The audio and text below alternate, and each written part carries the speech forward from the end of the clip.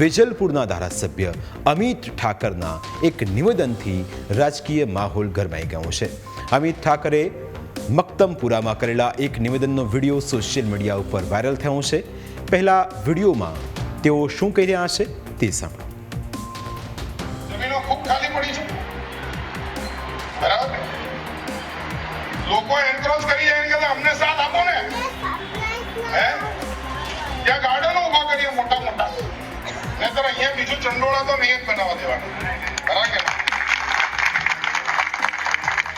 જેને ગાર્ડન જોઈએ છે ભાજપને વોટ આપશે, જેને ચંડોળા કરવું છે કોંગ્રેસને વોટ આપશે। સાથી બરાબર? ક્યાં चाहिए?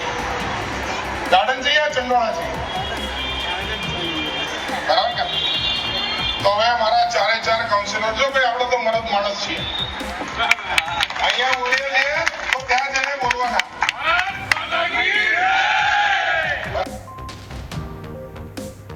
તેમના વાયરલ થયેલા નિવેદન બાદ ન્યૂઝ કેપિટલની ટીમે અમિત ઠાકર સાથે ખાસ વાતચીત કરી, જેમાં તેમણે દાવો કર્યો કે જુહાપુરાને જોધપુર બનાવવું હોય તો બીજેપીને મત આપજો અને જુહાપુરાને ચંડોળા બનાવવું હોય તો કોંગ્રેસને મત આપજો।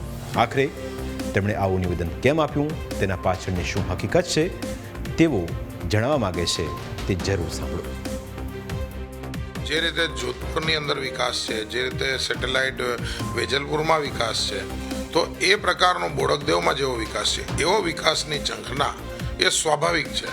અને આ જે સ્વાભાવિક છે એ પણ જો ત્યાં ન થતું હોય તો લોકોમાં એ વિષયને લઈને જે પાર્ટી ત્યાં આગળ સત્તામાં હોય એના વિરુદ્ધમાં ગુસ્સો હોય, અને આ ગુસ્સાને વાચા એ મારી પાસે જ્યારે આપે ત્યારે મારે એ ગુસ્સાને વાચા આપવી પડે।